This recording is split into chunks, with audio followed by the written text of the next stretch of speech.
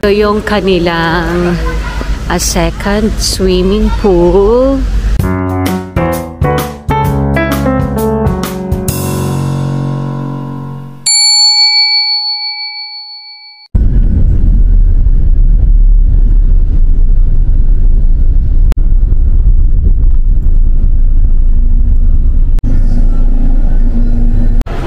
Hi guys! Good morning! Welcome back to my YouTube channel and welcome to another vlog! For today's video, samahan nyo kami dahil the FamBam will go to Cebu! At merong bilhin ang airport. Ang ganda oh. Ayun guys, so nag-breakfast muna kami dito sa Jollibee, ang aming favorite. Nandito sa airport. So, ayan. So, bago kami magpunta dun sa scanning ng mga bag, kain muna kami kasi ng breakfast. Ito yung aming order. Ito yung ating order guys. Spaghetti, tapos mga chicken. And then sa kanila, ganun din, chicken and burger. So, kain muna kami guys ha. Tapos na kami sa bag scanner, bag checking. So, naglalakad naman kami ngayon dito sa kahabaan ng hallway ng NAIA Air Terminal 3 Domestic dahil hihintayin namin kung anong gate kami. Kasi, currently, pagtingin namin sa monitor, it's still to be announced. Yun nga. So, umupo muna kami dito. Ayan, nandito kami currently dahil waiting pa kami kung anong final boarding gate kami. Guys, tignan na natin. Baka meron na kaming boarding gate.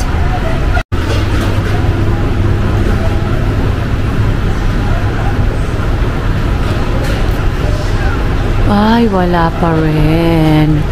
Ito tayo guys. So to be announced pa. Pero on time daw siya. Balik na lang ulit tayo mamaya to check. Baka meron ang nakalagay. Meron na tayong gate. So, it's 133A gate. So, papunta na tayo now.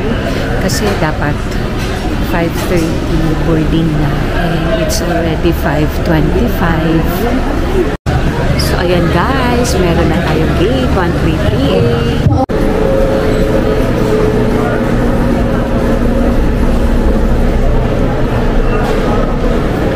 Papunta na tayo sa ating gate, guys.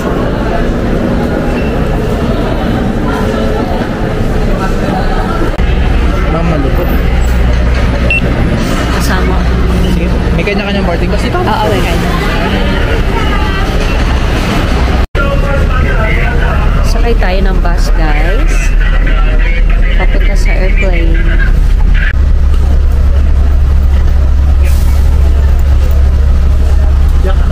Nakasakay na kami ngayon sa bus, guys. So, ito na nga, guys. Tayo ay napunta sa may exit area. Ayan. So, dito ang ating pwesto for today. So, wala masyadong bintana. So, hindi tayo masyadong makapag looking outside the window. Pero siguro gawin na lang natin ay magtulog sa bahay.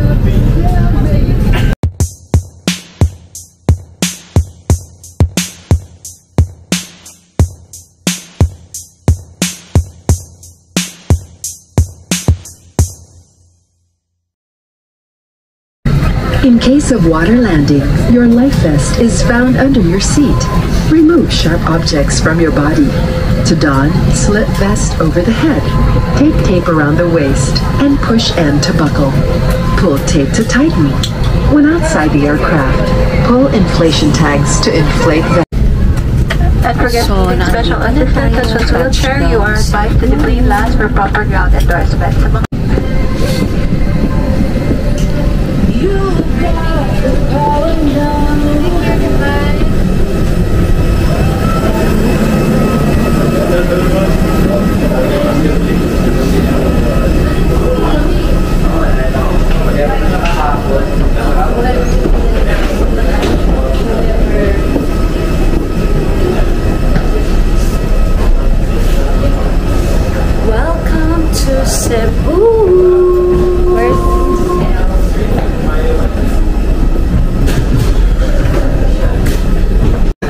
Touchdown Cebu na tayo, guys. So guys, papunta na tayo doon sa kukunin muna natin yung ating mga luggage.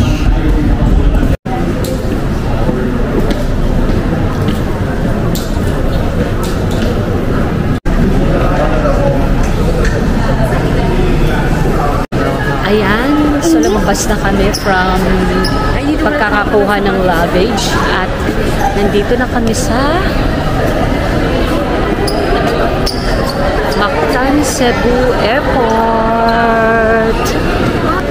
So ito ang paligid, guys.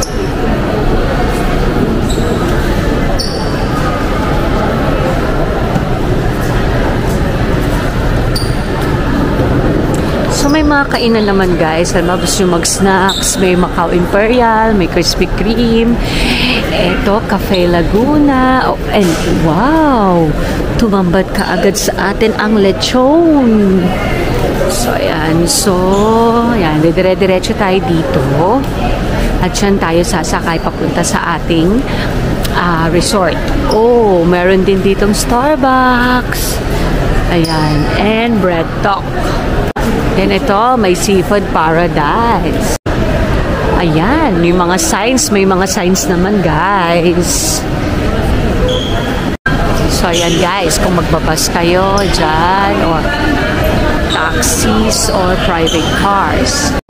Ayan, so maglalakad pa rin tayo dito kasi, guys, tayo yung magka-grab. So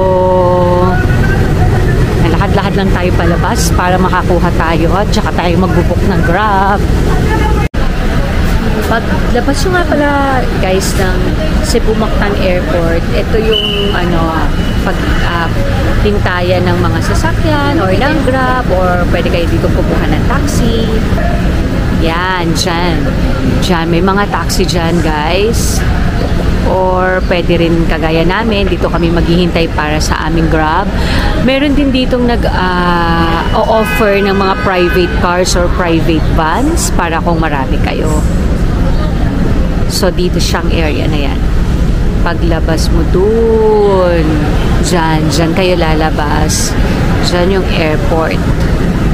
Nakapag-book na tayo ng Grab, guys. So, hintayin na lang natin yung mag-accept sa atin. Nandito kami sa Arrival Area Bay A15. Ang plan, guys, is punta na kami muna ng hotel and then mag-check-in na kami. And then kung papayagan nila tayo mag-check-in ng maaga, so makapagpahinga muna since ang aga-aga namin gumising dahil ang aga nga ng flight. Or option B, kung hindi kami check-in ng maaga, iwan lang namin yung aming mga luggages and then mag-ikot na kami sa Mactan and Lapu-Lapu Shrine. Then after noon, balik na uli kami sa hotel, baka pwede na mag-check-in and then para makapagpahinga. And then mamayang afternoon, tignan natin kung makapunta tayo dun sa 1,000 Roses. Kasi dito din siya sa area ng Mactan eh. Balikan ko na lang kayo, guys, kapag nasa resort na kami.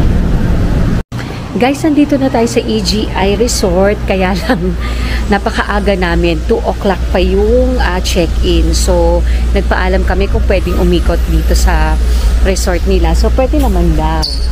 So, ayan. Kaya iikot ko kayo, guys. Ito yung kanilang pool. Ayan, ito yung isa sa kanilang pool kasi dalawa yung pool nila eh. So, ayan. Ayan. And then, maglakad tayo dito.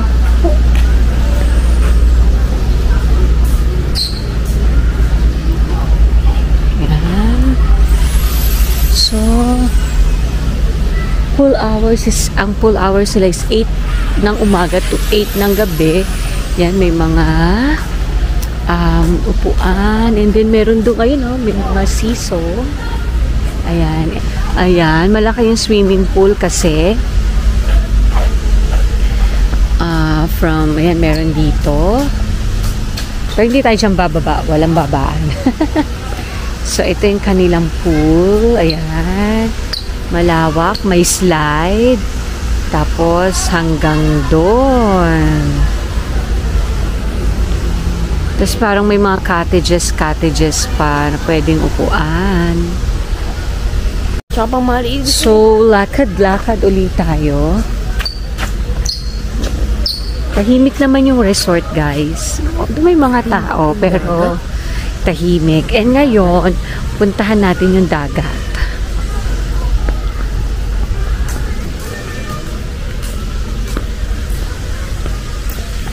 Ayan. So, mainit lang, guys. Kaya dapat maglagay kayo ng sunscreen. Dagat na.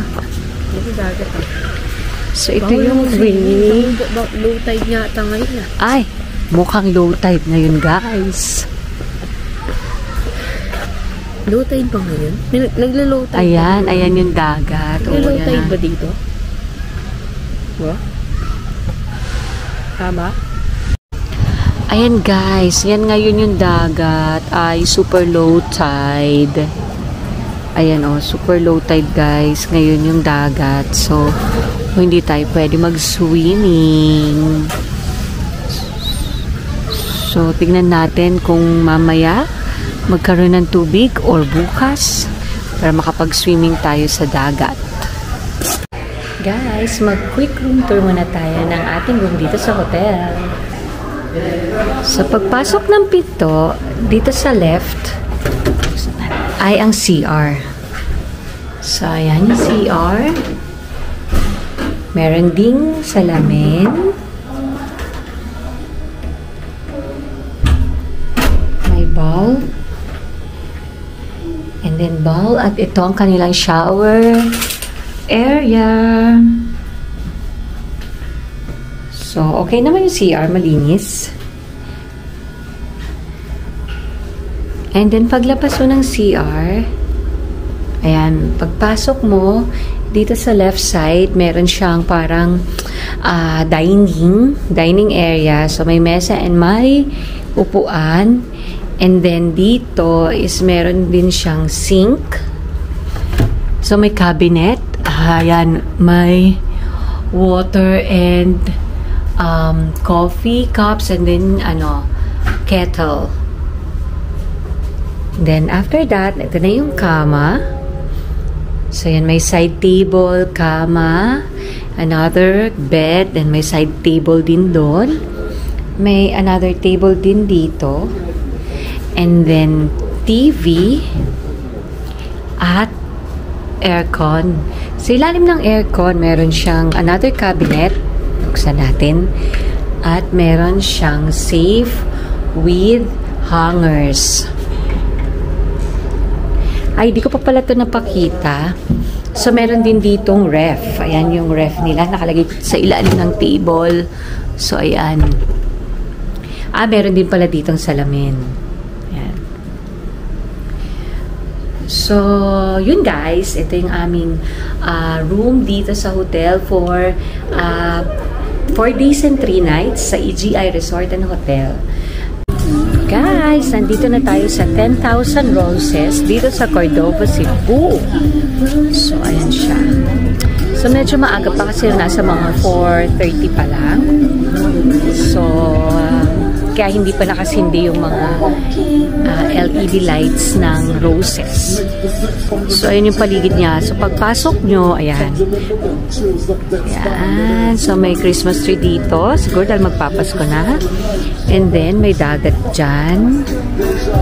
At ayun yung mga roses. Kaso, wala pa siyang ilaw.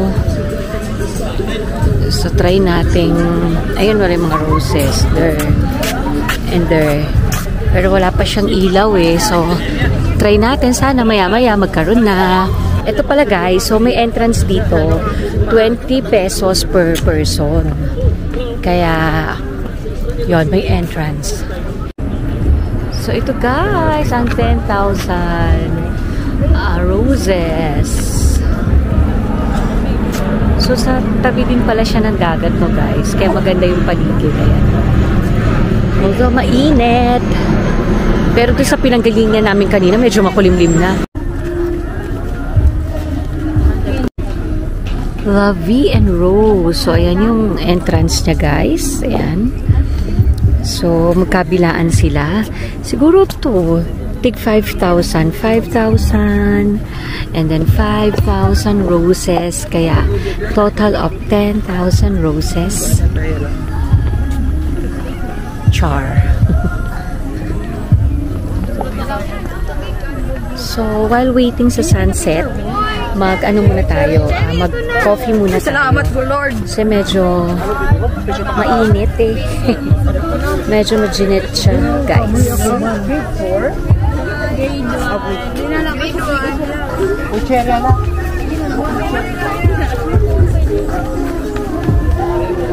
So, may mga ano pa sila dito, konting dekorasyon ng Halloween.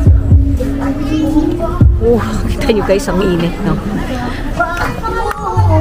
4:35 pala. Meron din palang ganito dito, ayan, no? So, pwede kayong maghiga dyan, mag-upo dyan.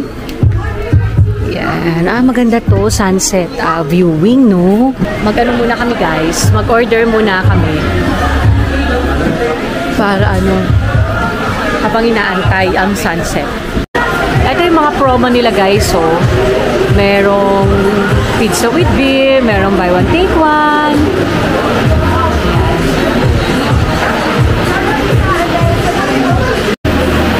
So, ayan. Meron pa silang Halloween display. Gumagalaw pa. Gumagalaw pa si Kuya, oh. Oh.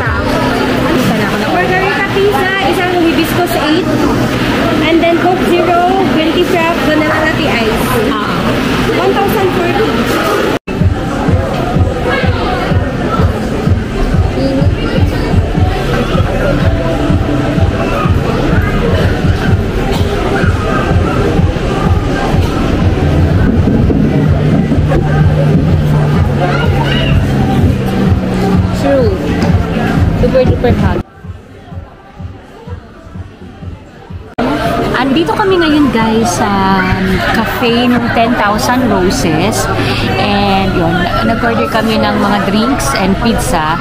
So, hinihintay lang namin. Sakto naman, mga 20 minutes daw. So, siguro, after namin kumain, medyo madilim na, mag-open na yung ilaw nung mga roses. So, ito guys yung in-order namin. Ito yung order namin. So, ito, hibiscus. So, buy one, take one yan. Tapos yun, green tea latte. And then, soft drinks. At ito ay, ano to kuya? Vanilla latte. Yung pizza, bago ko pa ma-videohan. Tadaan! Ubos na. Actually, masarap yung mga food nila. Okay yung pizza. Masarap yung margarita pizza yung in-order namin. Masarap siya. Tapos, yung mga drinks, para sa akin, okay din. So, okay. Okay yung food nila dito. Ayan na guys. Lumiliwanag na ang mga roses. Kasi medyo madilim na at nag-sunset na. Kaya ayan na yung ano nila. Ganda na!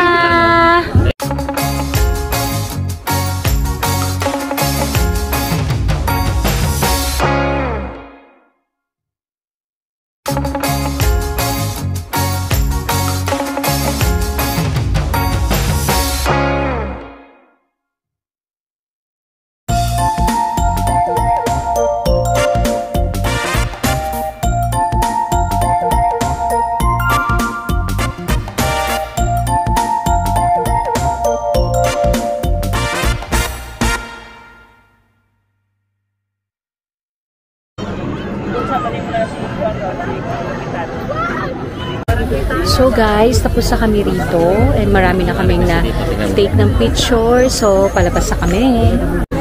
So goodbye! Goodbye to the 10,000 roses. Anong 10,000? 1,000 roses? It's 10,000. 10,000 ba yun? So, hanap lang kami guys ng ating kakainan for dinner. Meron kami nakita rito malapit lang sa entrance nito, yung Lantaw. So, yun. So, after ng dinner, babalik na kami sa hotel.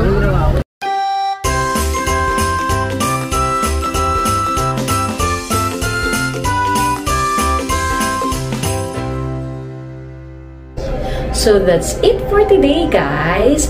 So, don't forget to like and subscribe and hit the notification bell para updated kayo sa mga bagong videos na i-upload natin. So, abangan nyo ulit yung ating mga videos for this Cebu escapade. Bye-bye!